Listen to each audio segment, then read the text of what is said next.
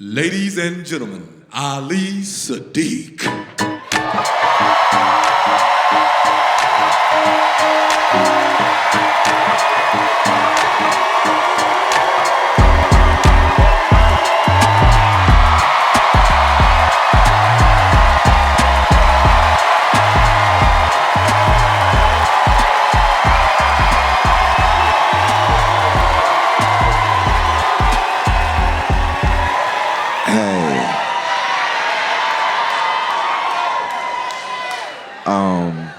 What up, though?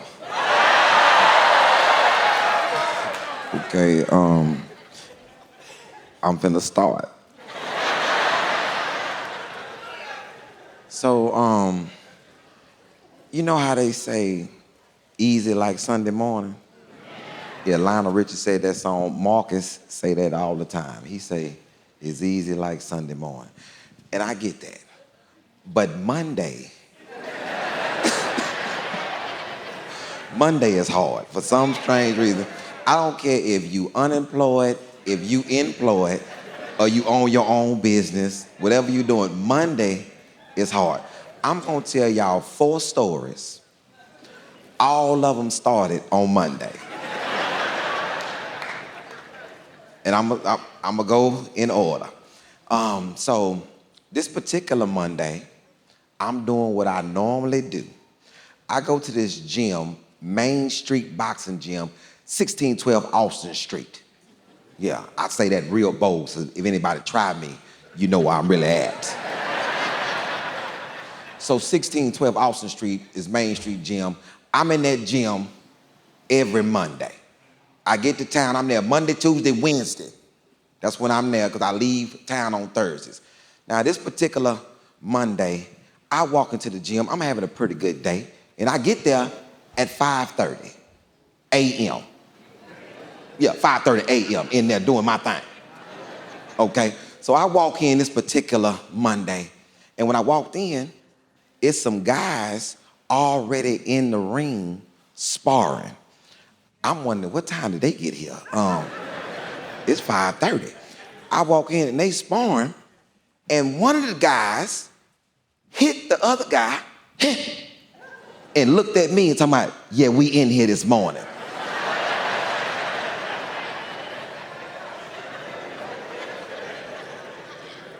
But what you looking at me for? Look at your opponent. And I am immediately offended. Because he gonna throw his jab and look at me. I walk over to my trainer, I say, hey. I say, hey man, go get my shit. And he said, what? I said, man, go get my shit. Old boy in the ring popping shit. He said, what he say? He gonna throw a jab. And then gonna talk about, we in here this morning. I'm in this motherfucker too. When he goddamn looking at me, my trainer, he say, man, I just wanna throw this out there. You just walked in here. You ain't jump rope, you ain't did none of that. Just to say you're not warmed up. I said, I don't give a shit. Go get my shit. Old boy ain't gonna be talking crazy to me in the morning. Talking about, hey, we in here. I'm in this motherfucker too. Against my trainer's wishes, he went and got my stuff, my headgear and everything. My hand was already wrapped up when I got there. And by the time he got my stuff on, they still in the ring sparring. I don't wait for no bail, no nothing. I just get in the ring. And I look at the dude, he's sparring, I say, hey man, you done. Get your ass out of here. You know what I'm saying? Let me take care of this business. Now,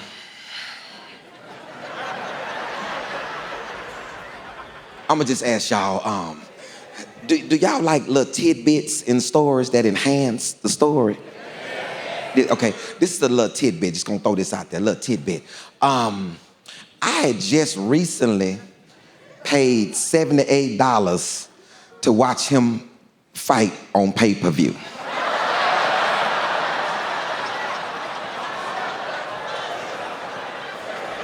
No, I'm just throwing this out there because when I turned around and saw it, I was like, okay, I ain't know who it was because he had on headgear. I didn't really see him, and now I see him. I'm like, I just paid $78 to watch him fight on pay-per-view. Okay, it's a okay. Because I started thinking to myself, well, you know, maybe this was a bad decision. Maybe I'm not all the way up yet. I drove over here, but maybe I'm not all the way up. Now, this is a guy, Victor Ortiz.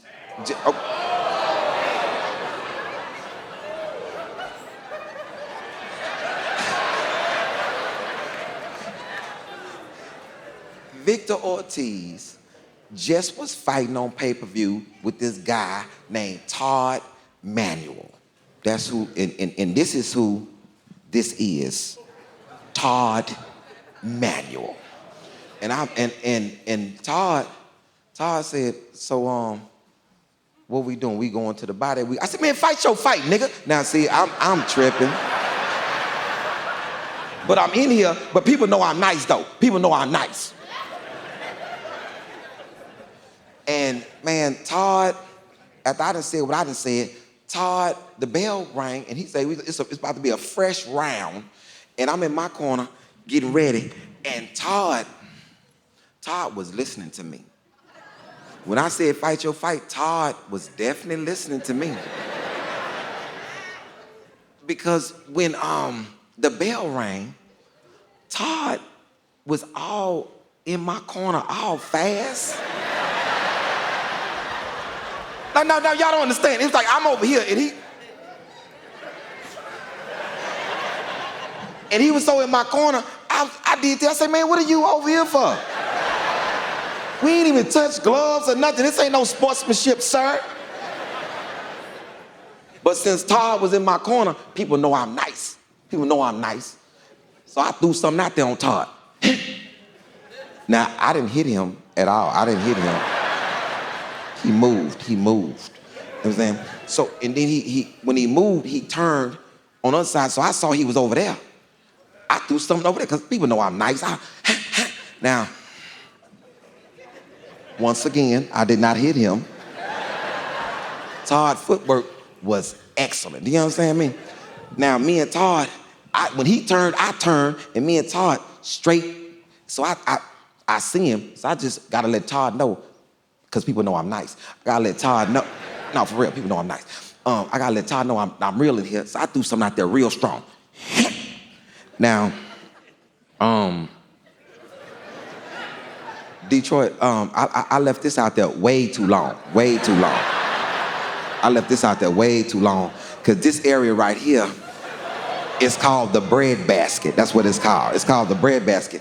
And I knew he had been in there.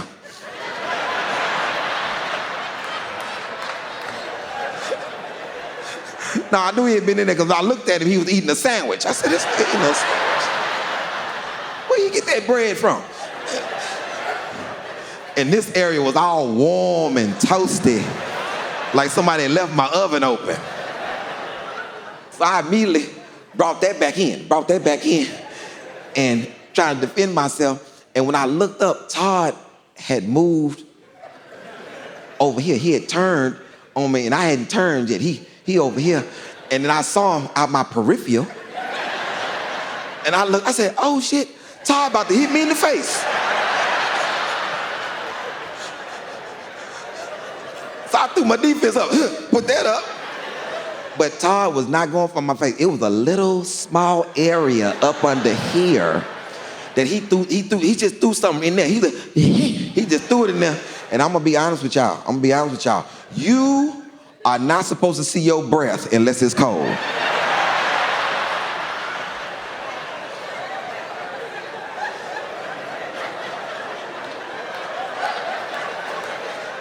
When I was here, and I saw my breath, like, I'm out.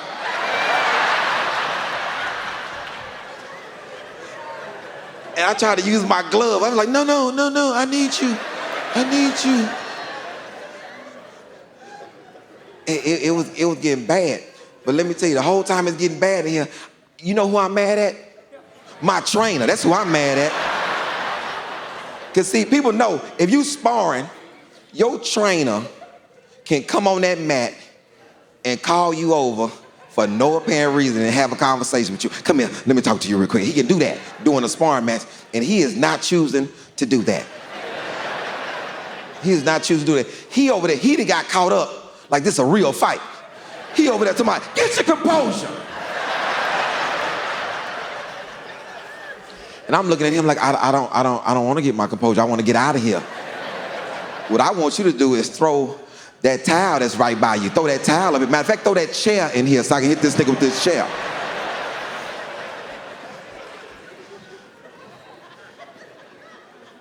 Now, I'm a real fighter, and people know I'm nice. So when I hear get your composure, I'm gonna gather myself and start getting my composure.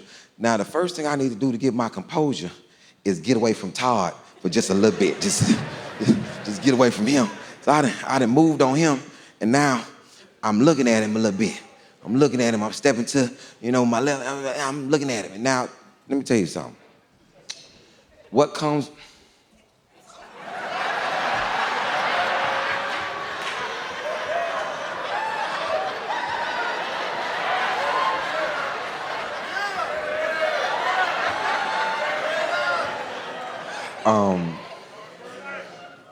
I don't want you to be lost in the story.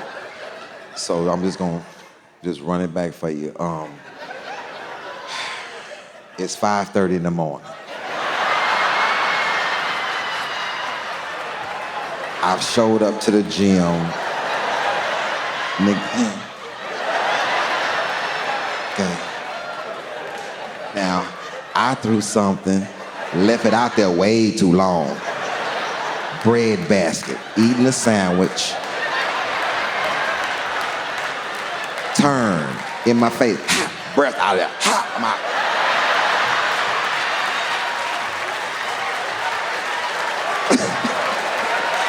Don't want you to be lost in the movie.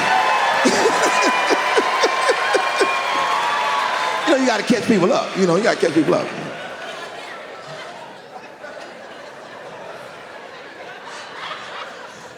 So, what comes with composure is confidence. It's confidence, because I done got my composure, and now I ain't got a little confidence, because Todd done threw a couple of punches, and I done slipped some things, and I'm like, oh, okay, yeah. People know I'm nice. You know what I'm saying? So Todd tried to feint me. He tried to throw a little feint, a little hard feint, and I saw it. When he tried to throw a little hard feint, I could have busted him all up. You know what I'm saying? But I was like, I'm just trying to make it through the round. You know what I'm saying? And I know I'm trying to make it through the round because I done looked and turned with my eyes, look at the clock. 45 more seconds, I'm good. And when I see the feint, not only did I see it, my trainer saw it. And he done got, I'm telling you, he caught up in this fight. He told me, let your hands go.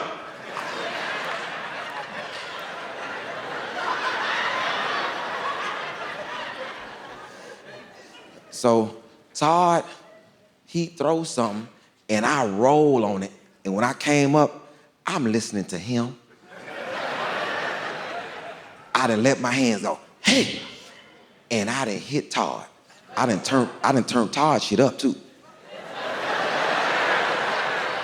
Yeah, I done turned this shit up. But people know I'm nice, right? Now, in the gym, it's times that you want some support from other fighters that's in the gym. It's time that you want some support. Then there's other times that you don't want nobody to say nothing. It's a dude on a heavy bag, and he holler out, ooh, Todd, I saw that shit. And I said, man, shut your ass up. Shut up. But this nigga hear you. Shut up.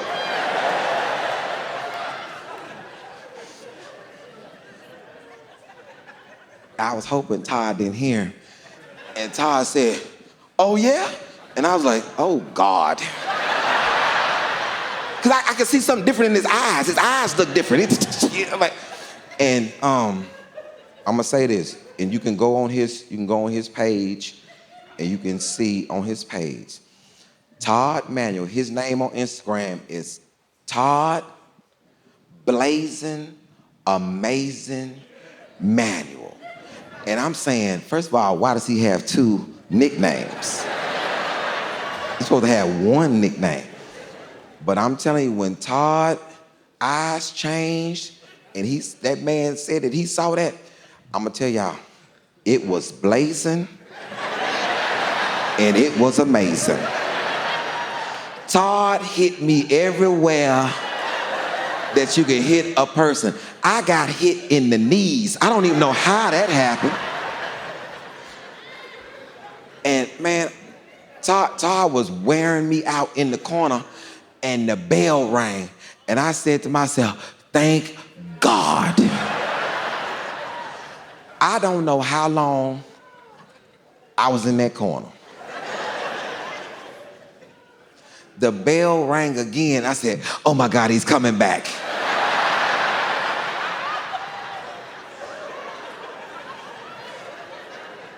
But he had started sparring another person while I was still in the corner.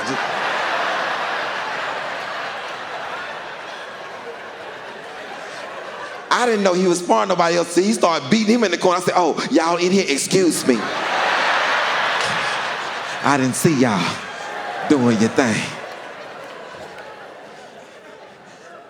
I'm done. I get out the ring, and I done took my gloves off like this. I done took my gloves off with my legs. Put my stuff in my bag and spit my mouthpiece in my bag, and I'm about to leave. I'm about to go. I done gathered my things. It's time to go. I'm walking out. My trainer told me, hey, where you going? I said, I've been trained for the day. You saw it. You saw what happened. He told me, now, you came in here messing with that man. You got to do your regular 12 rounds of training. I said, that got to count for 1. You saw it? So while I'm in the gym doing my regular training, Todd is sparring another dude, a big dude. And now, I done got proud of myself because I'm on the speed bag and it's other people in the gym commenting. I didn't get none of what big dude is getting. Todd is knocking the meat off this big dude. And you hear other fighters in there talking about, damn, big man, put your hands up. I'm like, see.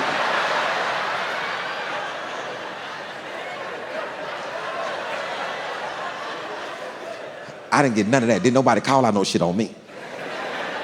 Because people know I'm nice, right? So I'm getting ready to leave. And Todd is on his cool down.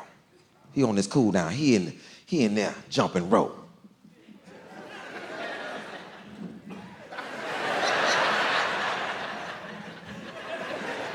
And I'm walking out.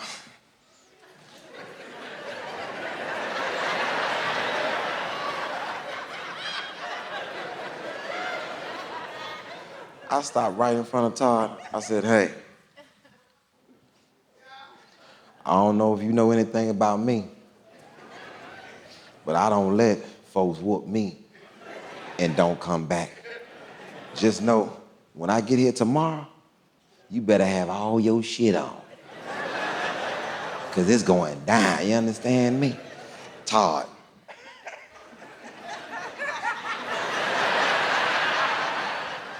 I'll be here. I said, nigga, you heard what I said?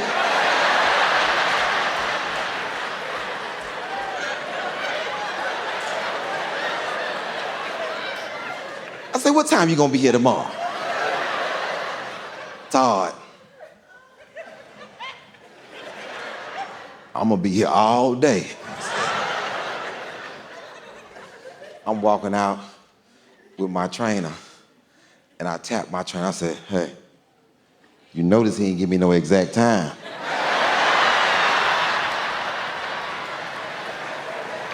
Yeah. That's Monday. Tuesday, 5:30 a.m., Main Street Boxing Gym. I show up, but I did not go upstairs. I stayed downstairs in the aerobic section.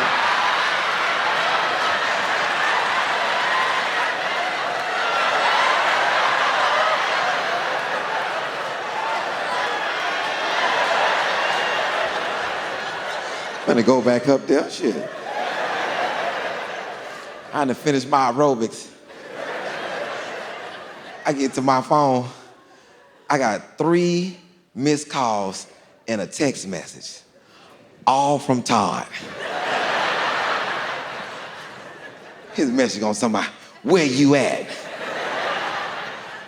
I text that man back. I said, man, I'm out of town.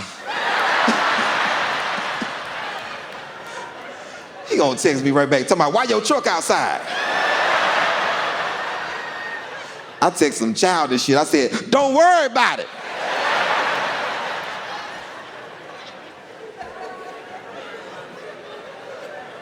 I ain't finna beat me up again. Crazy as hell. Todd done had goddamn thousands of fights, thousands of them. I done had 17 fights. And all of them was when I was 14. All of them was when I was 14. Now that's one Monday. This next Monday was a little different. I'm minding my business. I'm at home and I get a phone call from my brother's mother, right? Yeah, she not my mama, she my brother's mama. And she not a stepmama, you know, because, you know, my daddy, she was one of them ladies that my daddy used to mess with. You know, my daddy was one of them, okay? And, but they had a good relationship, and I really liked this woman. I kept in touch with her because she has my little brother.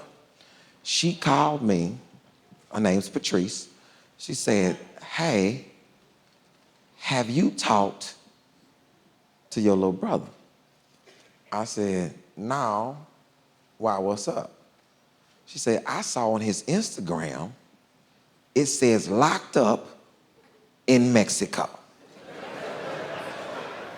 I said, well, that explains why I haven't talked to him. He's locked up in Mexico. She said, what are we going to do? I said, we have not been contacted. I don't just jump into other people's business. I don't know, that could be an old post he could be playing. I don't know what his situation is, but I gotta be contacted first. So we talking a little bit, and then I get an unknown phone call. And see me, I'm not like other people. I answer unknown phone calls, because I'm not a coward. Yeah, I'm not gonna let nobody restrict me from answering a phone that I paid a bill on. You crazy as hell. I'm not, nah. You ever seen somebody get an unknown phone call? They act like the people can see that. Ooh, who is that? That nigga answer the phone.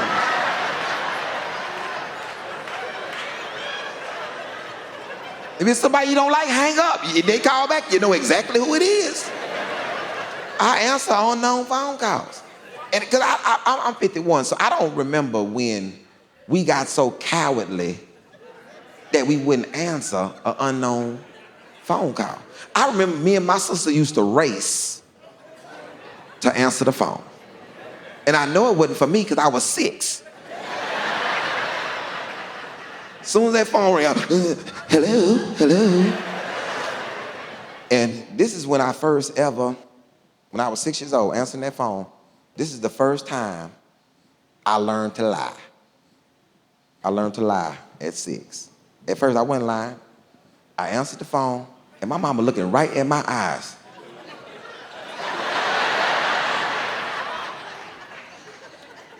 She say she not here.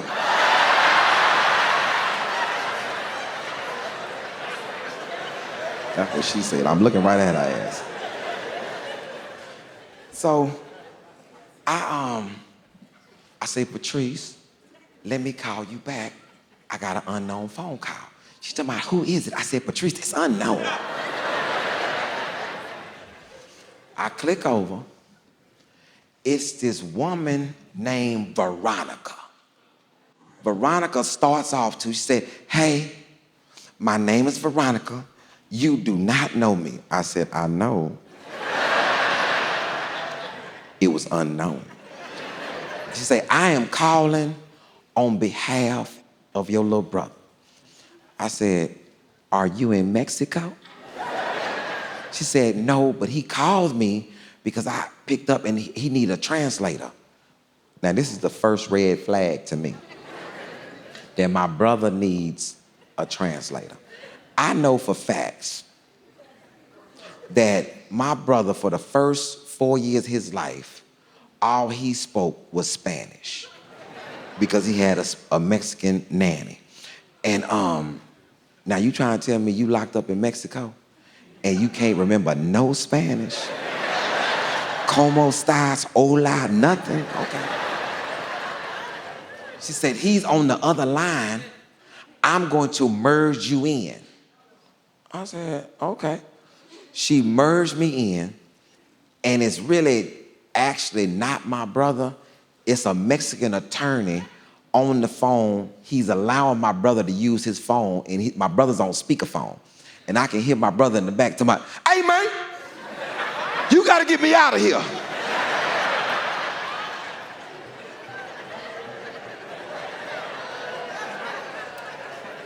First of all, I need to know why you in there. Because I just don't be calling me because you know I've been locked up before. I'm a very bougie ex-con. I need to know why you are locked up. I need to agree with your crime, too. I need to agree with your crime.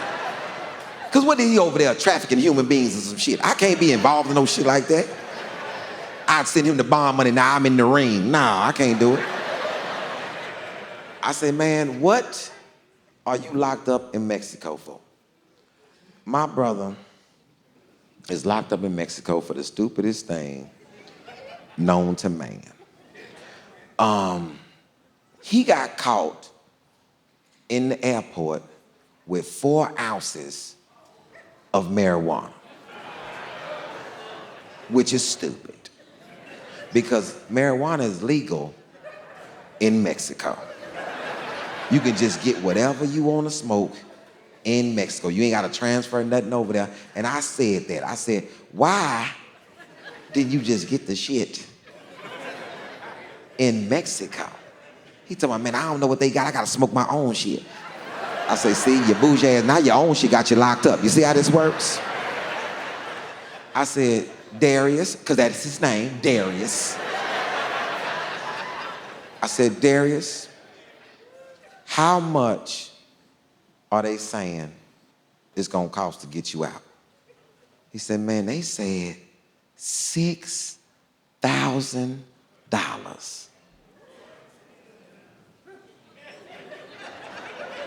And I said, scam! And I hung the phone up.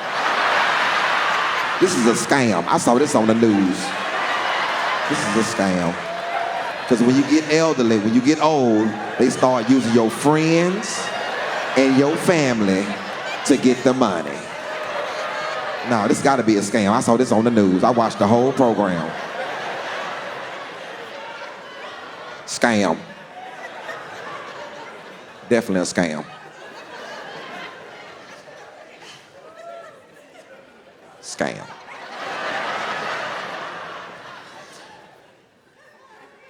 I get another unknown phone call. I answered the phone. Hello? My brother told me, man, goddamn.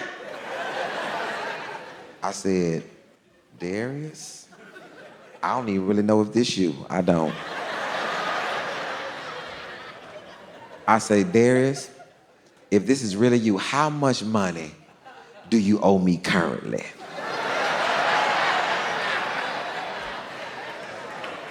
On the other end of this phone, if they give me a number, I know damn well this ain't my little brother. He ain't gonna confess to all that money he owe me.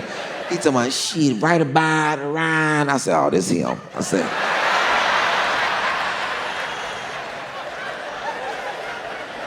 right about around, nigga. No, you know what you owe me, nigga, right about around. Dang, that's a lot of directions, right about around.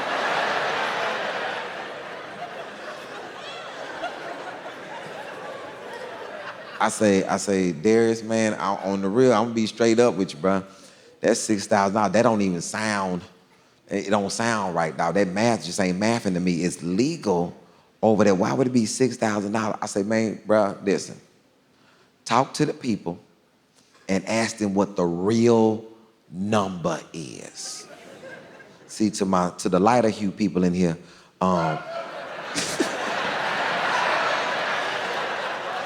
my lighter hue family, my dark-skinned family know this. There's a number that they tell you, then it's a number that they will accept. And the accept number is the real number. I say, man, ask them people what the real number is. And then I hear him, because he's still on speakerphone on the message to turn his phone. I can hear him talking to them people.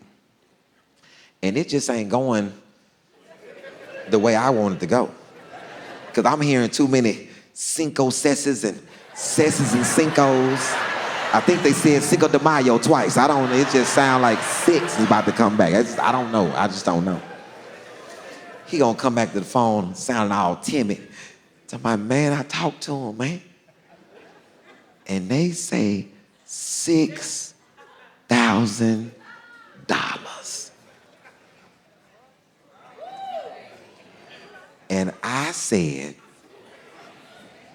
scam! And I hung the phone up. I'm trying to tell y'all, I saw this on the news. They use your friends and your family to get the money. I watched the whole program.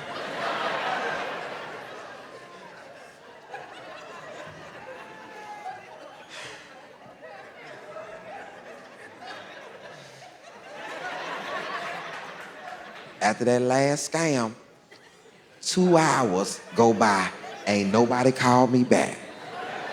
I start calling other people in the family. I say, hey, it's a scam going around. They using Darius. Let me tell you what to do. They gonna call you, they gonna say 6,000, you say scam, then they gonna call you back and you say scam again, and then they ain't gonna call you back. I just did it, I'm trying to tell you.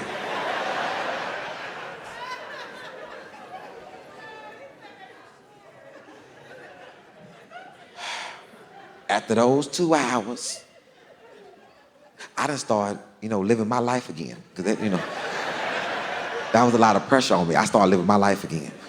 And a phone call, unknown.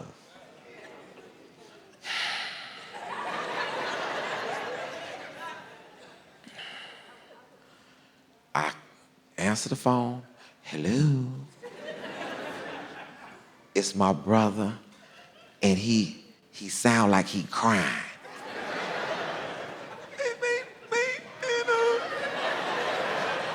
Say, man, listen, man, I've been here talking to people, man, and I'm trying to tell you, man, if you don't get me out of here in the next 6 hours, man, they gonna transfer me to some wild shit. And you ain't gonna be able to find me. You gonna have to come over here.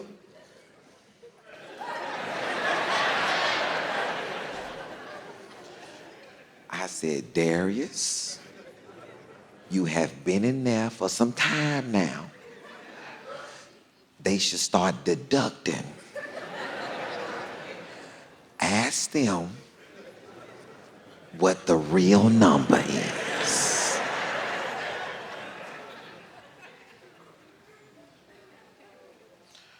I hear my brother talking, and I'm listening. He come back to that phone sounding weak.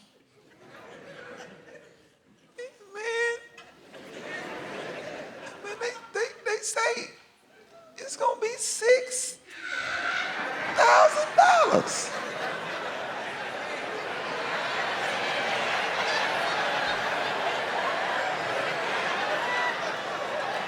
Scam! And I hung up. See, I saw on the news, they say they gonna try to pull at your heartstrings on the news. They gonna call you, they gonna pull at your heartstrings.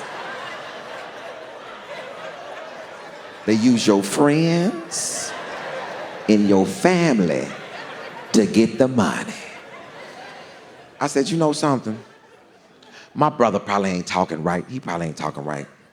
So let me really get involved. Let me immerse myself in this. Let me get involved. I called my attorney. His name is Stan Broussard. I tell true stories. I tell everybody's name. I called Stan Broussard. I say, Stan. He said, what's going on, good brother? I say, listen, man. Apparently, my brother got himself in some trouble over there in Mexico. I need you to call over there to the embassy and see what we can get done. Yeah, because I'm one of them. I'm not like other arrogant Americans who go out of town all willy-nilly and just be by yourself. Don't nobody know where you're at. I don't play them type games. You know what I'm saying? Anytime I'm going out the country, I contact the embassy to let them know that I'm out and about. Yeah. I live in Houston. If I go to Dallas,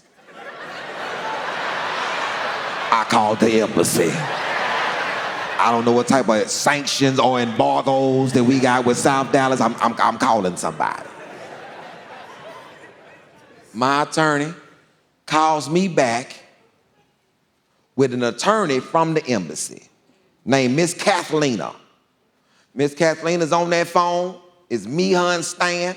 And she says, I've looked into it because Stan has filled me in, and your brother is absolutely correct. He is locked up in Mexico.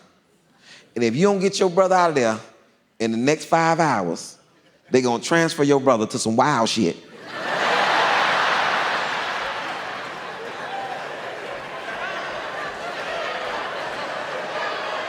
And you're not going to be able to find him. You're going to have to come over here.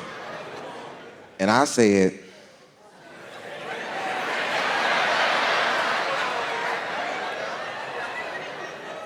how much is it gonna cost to get my brother out? She said, $6,000. And I said, damn! I transferred the money to Stan. Stan transfers it to Miss Kathlena. I get a phone call in an hour and an email. Your brother has been released. That's what she said. That was on a Monday.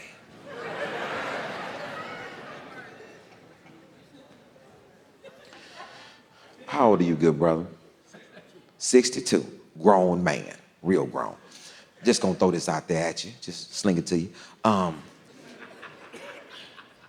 If I paid $6,000 to get you out of jail in Mexico, what's your first move? Call me and say thank you. Okay. What's your next move? Go home and get out of Mexico, right? See, that's grown people shit. That's grown people shit. You're done. See, I'm 51. If I go to jail, my first day of vacation in Mexico, I am done with Mexico. I've seen all I need to see. I've seen your judicial system. I'm good. Let's go home. It's time to go home. That's what grown people do. Something happened to us, we go the fuck home. Okay, now, my brother is 34. He's a child. Okay? So, he didn't call me. I don't know if he out only because I got the email. I see on his Instagram on Wednesday, this nigga zip lining.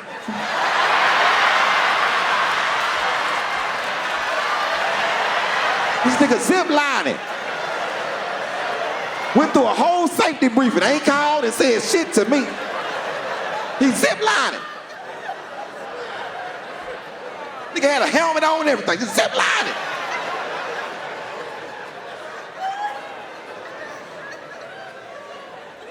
I said, well, maybe he'll call me Thursday. Friday come. Friday. I get up Friday morning. He on his live, smoking weed in his hotel room, talking about, yeah, they tried to hold a nigga down.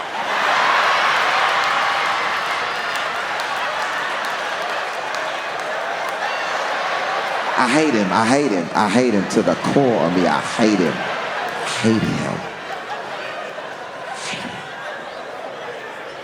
And he has no intentions on paying me that $6,000 back. No intentions. Let me tell you something. Because see, the week before he went to Mexico, the nigga owed me $2,500. You know what I'm saying? Before that, let me tell you how he tried to pay me the $2,400 back. He gonna call me. I'm riding home. He calls me. Hey, man, where you at? I said, I'm on the way home. What's good? He said, man, I'm over here at this dog park.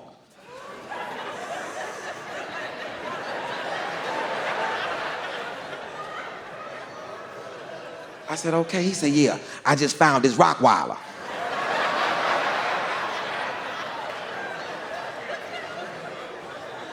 He said, you want him? I said, I don't want no found-ass Rottweiler, Darius.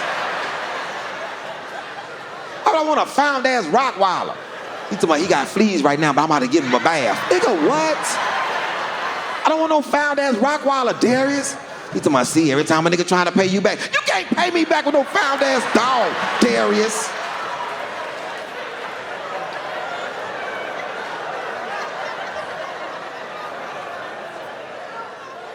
I hate him. He has changed me as a human being. I used to be a good person. I used to be. Like, I was the type of person that if you drunk, I come pick you up. You call me, I'm gonna come pick you up. I ain't gonna let you drive drunk. Those days are over because of Darius. Because he knows that about me, so he starts taking advantage of the shit. He called me on a Wednesday. Who's drunk on Wednesday? Darius. I called my sister, my older sister, and I know she up, because it's 5:15, she up. I call her. I said, hey, sis. She said, Mom, what you doing up? I said, I had to come pick up Darius. She said, what are you doing? I said, do he ever call you? Like to come get him? He told me, no, I had my little brother time. I said, what does that mean? She talking about, I did my time with you. I had you. I said, was I a bad little brother or something? Talking about, I ain't gonna say you was bad, but you was difficult. I said, wait, what you mean? Talking about, should we go back to when you was 9? What happened when you was 9? I said, let me tell y'all what happened. I am 9 years old, and my mom, parents know when you got kids and you engulfed in your kids, you know when they got a lot of energy and they own something. I got a lot of energy. I'm getting ready to leave to go outside. I'm walking, and my mama was sitting on the couch, and she stopped me. She said, hey, where you about to go?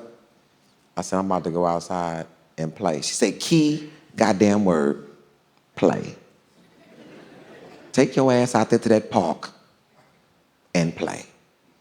I said, oh, okay. He said, now, I'm going to tell you this. Don't let me catch your ass at that factory with them other little boys. I'm going to tell you something, because you don't work there, and that factory is closed. Go outside and play. I said, gotcha, Mom. I'm outside for about 15 minutes. I'm at the factory.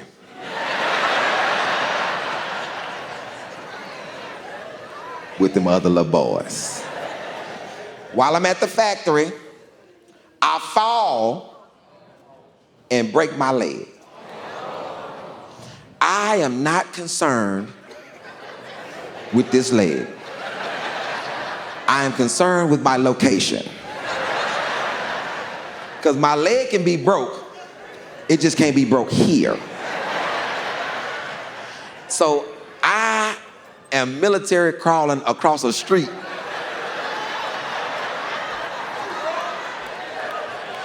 with a broken leg trying to get away from this factory.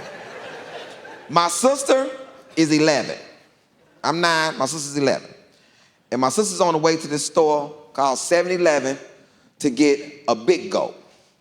And as she is walking to 7-Eleven, because this is back then when they didn't kidnap your kids. They let your kids just,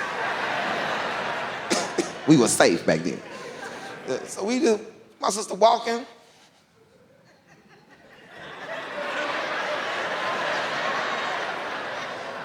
And she sees her little brother. My sister runs to me and she sees that my leg is broke. And my sister go right to this. Where are you supposed to be? I said, at the park. She said, we gotta get you there. Because she knows. If my mama catch me anywhere other than this park, she gonna break my other leg. It's gonna be some old broke shit on me. We get to the park. My cousin Sean, my girl cousin Sean, sees my leg is broke. She said, oh, your leg broke. I'm about to eat your mama. My sister grabbed her. Wait. We got some things to figure out. My sister asked me, say, what are you gonna say happened? And I don't know. She said, don't worry about it, let me think. My sister, I see my sister take the swing.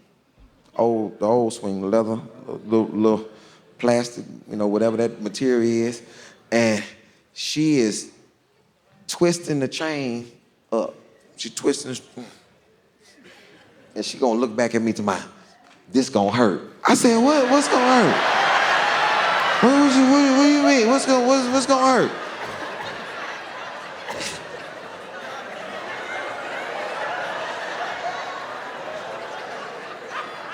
My sister and my 10-year-old cousin Sean hoist me up in the swing, put my broken leg in the swing. Now I'm just dangling.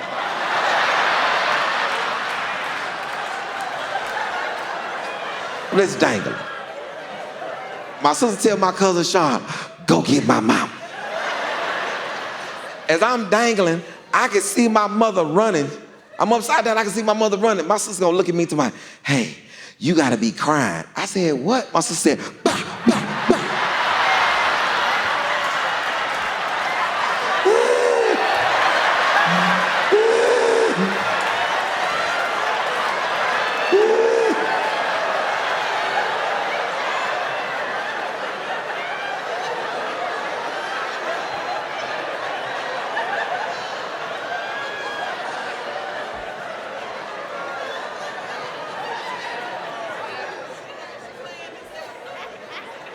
Do y'all know every family function, my mama manages to bring this up? My mama like, you know something? I shouldn't have been working all these years. If I would have just sued that complex when you broke your leg at that park,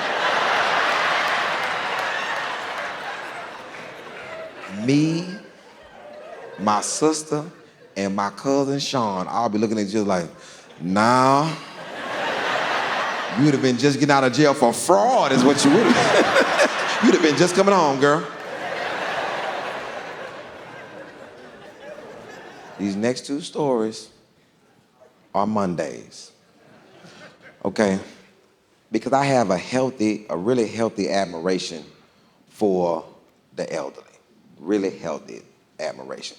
Because without them, I would never be able to do what I'm doing now. They paved the way for us to be able to talk freely. You know what I'm saying? So I respect the elderly full-fledged. I don't think they ever supposed to be hungry. I don't think they ever not supposed to be safe. I think you're not supposed to put them in homes and shit like that. You're supposed to take care of them because they took care of you. That's what I think in my mind, right? So what I did in my family, I gave all the elderly people in my family keys to my house. You know what I'm saying? Hey, if y'all need something, you just come over. You know what I'm saying? Not really thinking that they was gonna do it. Not really thinking that they was gonna do it. I ain't think they was gonna come over like they do now. It's unannounced. They just take, it's just, they do a lot. So I'm in the house and I'm minding my own business, watching Law and Order, Special Victims. And I hear somebody coming through the door.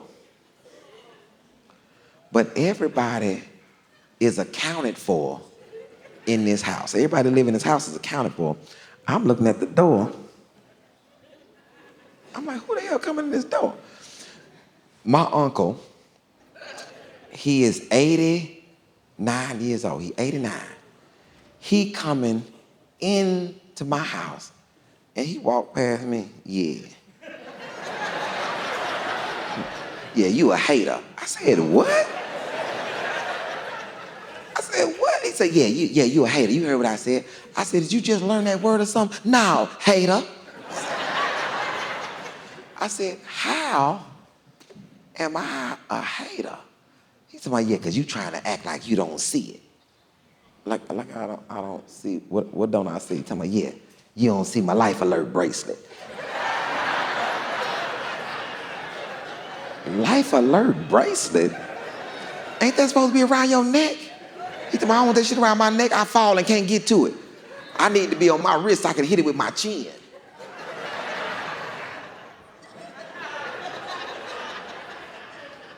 I said, man, ain't nobody hating on your little life alert bracelet, dog. He talking about, don't worry about it, hater. I'ma will it to you when I die, hater. Okay. 2 weeks later, he didn't die just 2 weeks later. I ain't gonna kill my uncle off in the story like that. 2 weeks later, I'm at my house, and my aunt, his sister, is at my house. I have no idea that she's there. She's 96. Yeah. And she's sitting on the couch downstairs, and I'm in my house, and I'm about to go get some water. But in my home, when I'm at home, I wear proper pajamas to bed. I don't sleep naked. I don't sleep in basketball shorts and shit like that. I wear proper pajamas to bed. If you don't, that's fine. I'm classy. We different. I come downstairs to get some water, and I'm walking, and my aunt sees me, and when you 96, you say whatever you want to say. They looked at me and said, hey, you need to stop wearing them Florence Nightingale-ass pajama pants.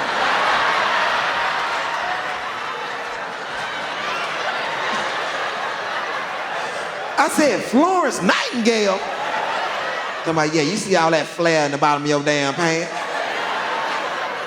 I said, these are pajama pants. It's no straight leg pajama pants. All of them got flare in the pajama pants.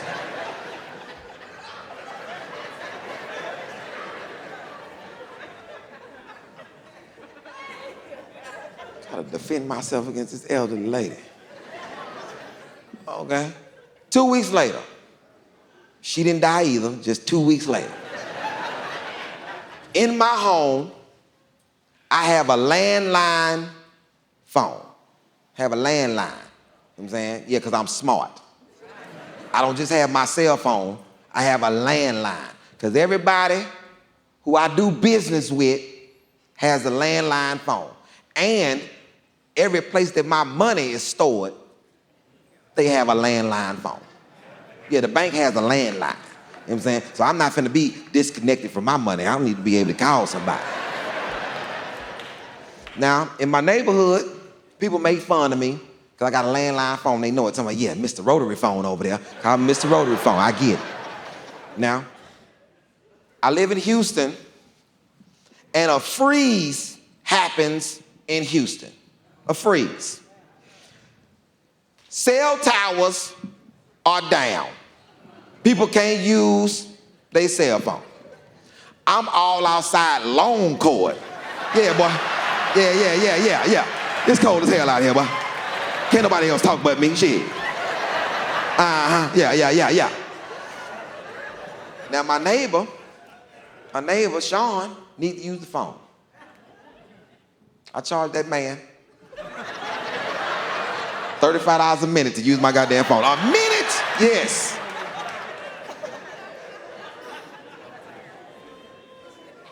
And I don't get no scam calls on my landline. Nobody scam call me on a landline phone. Now, I'm upstairs. My landline ringing downstairs.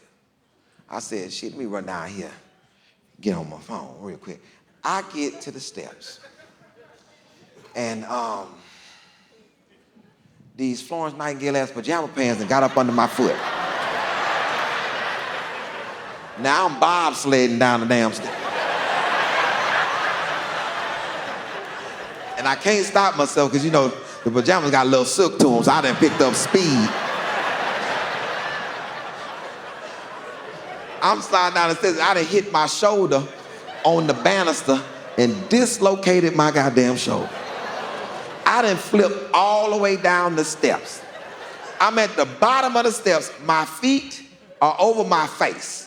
I am the only person home, and I'm at the bottom of the steps, and the first thing came to my mind.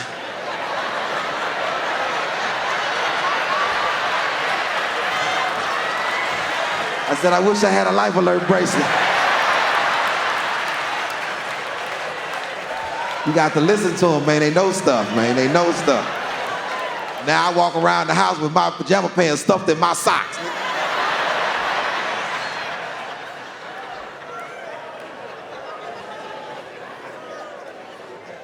Got to listen to people.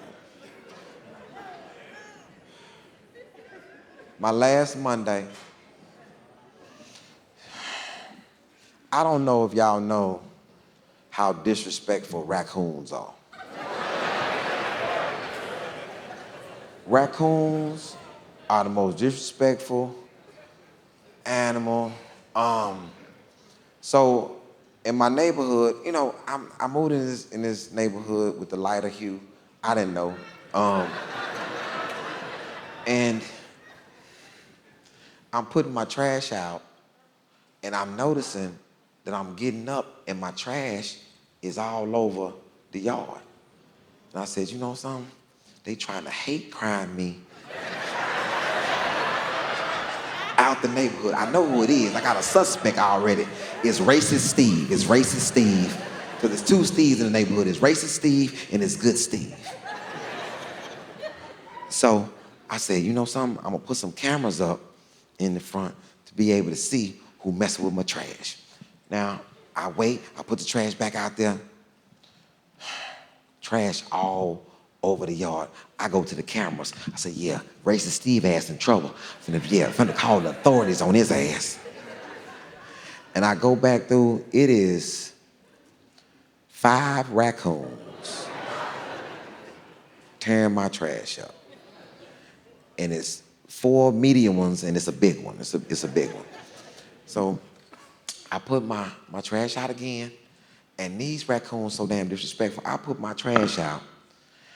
I didn't even take no away steps.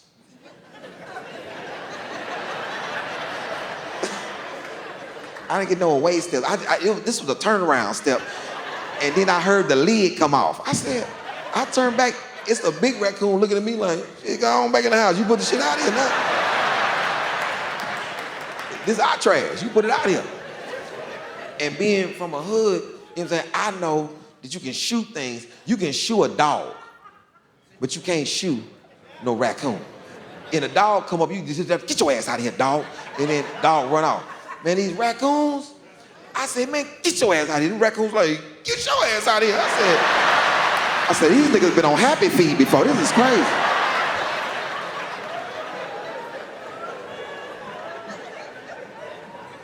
So I said, you know, some animals don't like water. So I get the water hose and put the shit on jet. And I come, shh. You know, these badass raccoons start taking a shower in it. One of them took his mask off.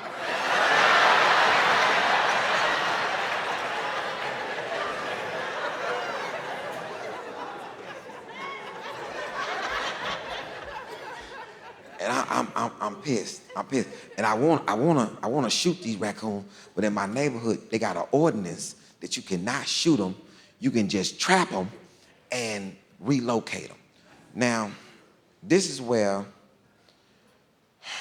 you can't be so black that you don't listen to people. Because I know how we are. You know, we all the same when it comes to this. Black people do not like other people interjecting they self into their life, especially white people. You know what I'm saying? Without us asking you for assistance. Don't just tell me no shit. So, and this is the thing about me that I understand. I know about trapping, just not this type of trapping, right? Appreciate y'all catching that one. So I go to the feed store, because I'm finna buy me a trap, go to the feed store, and I'm in there, and I'm looking at this trap, and this nosy ass white man gonna come by to my, hey, you know that's the wrong trap.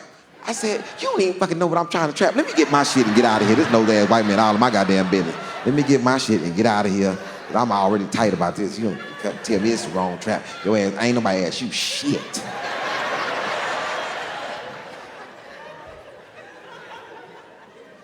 So I take my trap home. And I'm gonna trap these raccoons. I took a drumstick and I tied it inside the trap. And then I went in the house and I'm looking out the blinds.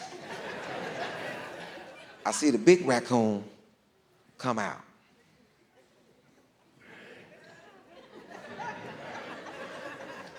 Looked at my trap, sat down,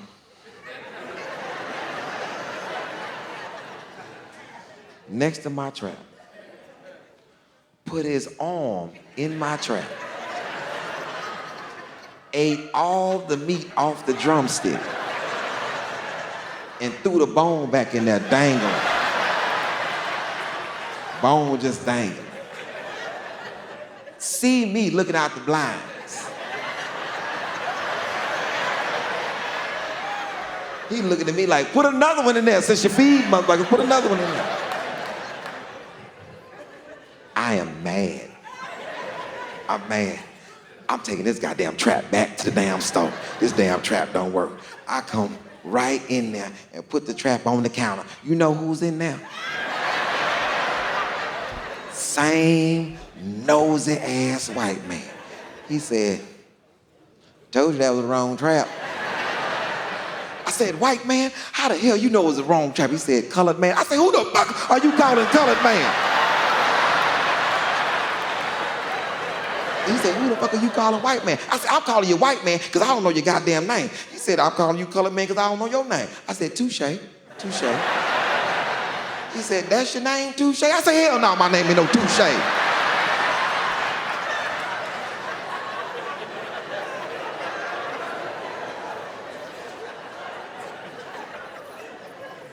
I said, man, how the hell you know that's the wrong trap?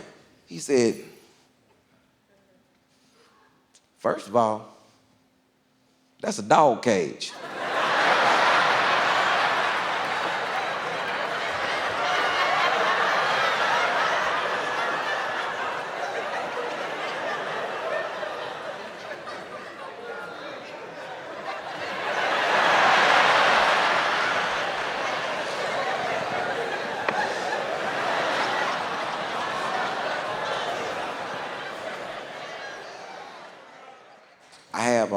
I have two sons, right?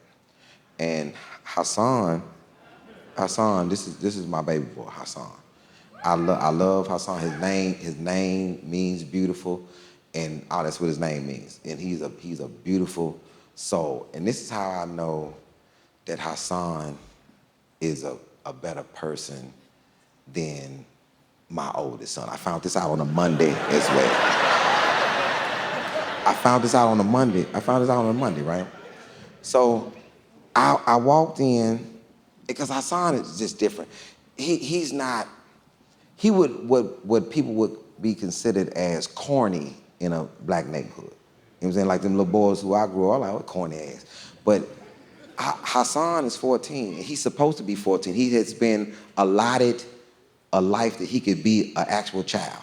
You know what I'm saying? At 14, I was selling drugs at 14. You know what I'm saying? I don't want my son doing that. I don't want my son to have no type of street shit in him. I want him to be corny. And I'm really doing a good job with this because Hassan, no, don't clap. We ain't to the clap part yet, okay?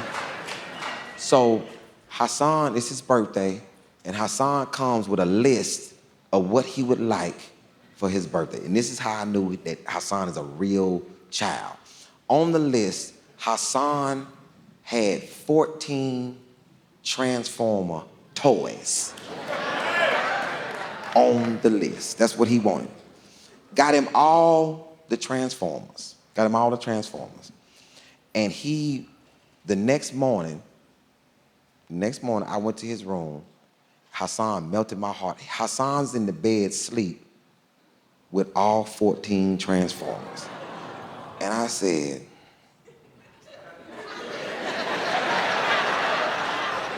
this is beautiful.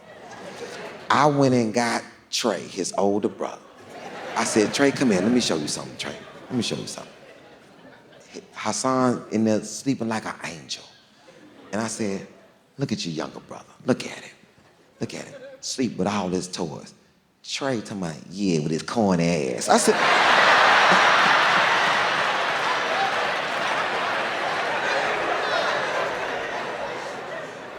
and I say, see, that's what's wrong with your gang member. You ain't got no softness in your heart. I said the same two sentences to both of them. I said the same sentence to both of them. I came in, I told Trey, I said, hey, Trey, listen, man. You gonna have to hustle, bro. Trey said, yeah, shit, about time, boy. I've been hearing about you in the streets. Put your boy on.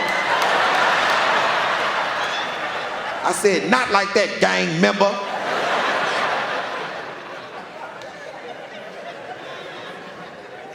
Hassan, beautiful soul. I came in, said the same thing. Hassan, I said, Hassan, hey, man, you gonna have to hustle. Hassan said, what, my feet?